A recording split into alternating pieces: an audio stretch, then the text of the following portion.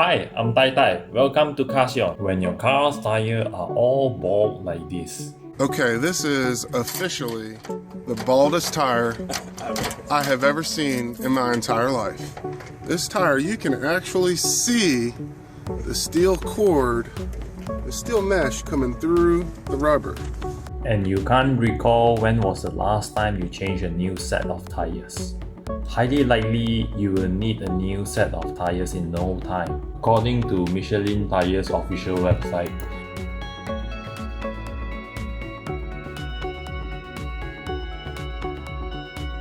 Click on when should I change my car tires.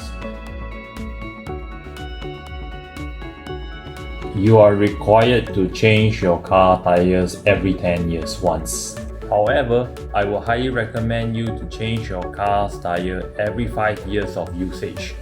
Today, I'll be talking about tire replacement and specifically on things to check.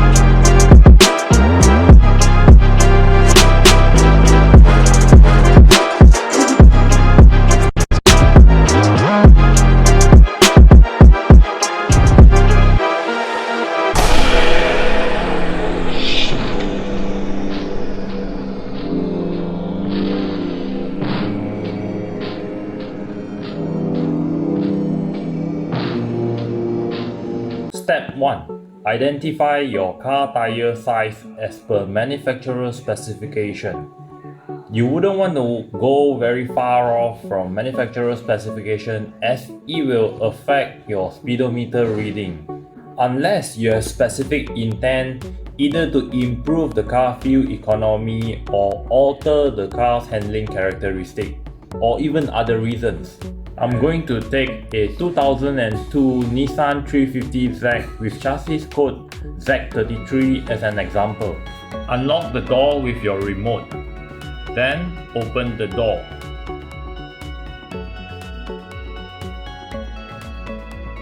There's a small sticker label located at the door frame. Let's take a closer look at the sticker and see what it says. Nissan 350Z has two types of tire size, the 17-inch and the 18-inch. The 17-inch is reserved for baseline model and the 18 is reserved for track model, touring model and so on. Let's take a look at the 17-inch tire size. The front tires will be 225 50 17-inch. The rear tires will be 235 50 and 17-inch. While on the other hand, let's take a look at 18-inch tire size. The front will be 225 45 18-inch, while the rear will be 245 45 18-inch. As another example, I'm going to take a 2008 Honda Civic with chassis code FD1 as an example. Unlock the door with your remote. Then open the door. There's a small sticker label located at the door frame. Let's take a closer look at the sticker and see what it says. It is so much easier to read and understand the label on Honda Civic. It says all round 205 55 16-inch for front and rear tires. I'm going to share with you on how to read the tire label. 205 is actually the width of the tire. 55 is actually the height of the tire sidewall. R16 is actually diameter of the wheel. Step 2. Look for the tire brand and model with the tire size that you're looking for. Keep in mind, not all tire model has the tire size that you're looking for. Again, referring to the Honda Civic tire 205 55 R16, I'm going to take Bridgestone tires as an example. Open up your web browser, get to Google, at search, type Bridgestone Malaysia. Click on Bridgestone tires.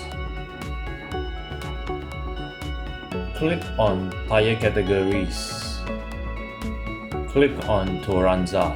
Scroll all the way down until you find T005A. Click on to see details.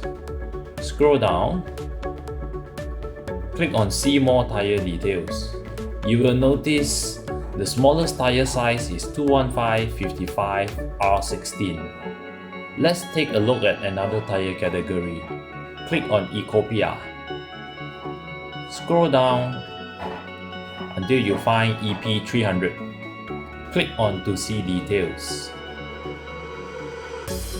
Scroll down, click on see more tire details. And tire size 205/55 R16 found. This is the way I look for tire brands and model that has the tire size that I'm looking for. You can do the same for tire manufacturers that are available locally at your place. Step 3. Look for authorized dealer. Again, I'm going to use Bridgestone Tires website as an example. This is the main page. Click on Find a Store. Click Passenger Car. Let's say I'm living in Petaling Jaya. I'm going to key in at the search area. Click on Search. To be more specific, Kota Damansara. Click on it, and suggested tire dealer will be Kota Roda. Phone number is also provided. Give them a call. There are a few things you will need to inquire. First will be, is ready stock available? I'm sure you do not want to get to the place only to find out it is out of stock. Second will be the price. Third will be the tire manufacturer date. I'm sure you do not want to buy a tire which was manufactured a few years ago. Fourth will be the price. Does the price include tire valve? Fifth will be, does the price include wheel balancing? Tire valve and wheel balancing are relatively cheap.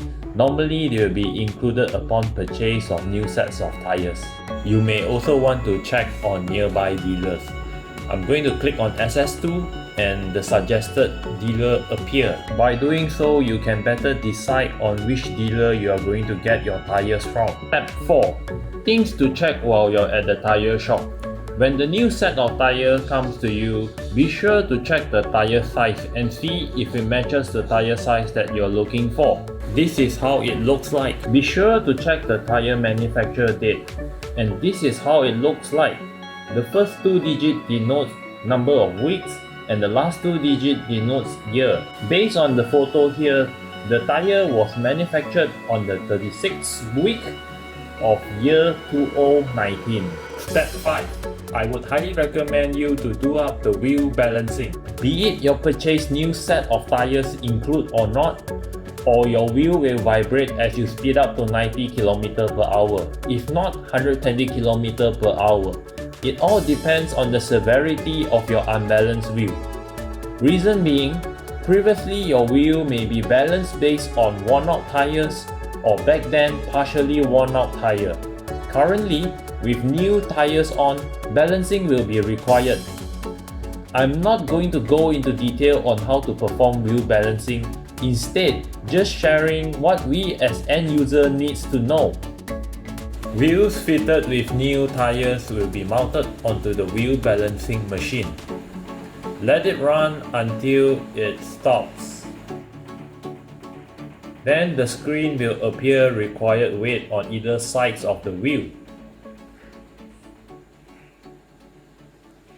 Once the weight is stick on, do repeat the process until the screen appear OK. Congratulations! Your wheels has been successfully balanced. Step 6. Wheel alignment. Bad wheel alignment don't just make your steering wheel off center while driving and pull to one side. It also causes uneven wear to your tires and wear them down really quick. Such a waste, isn't it, if it happens to a new set of tires?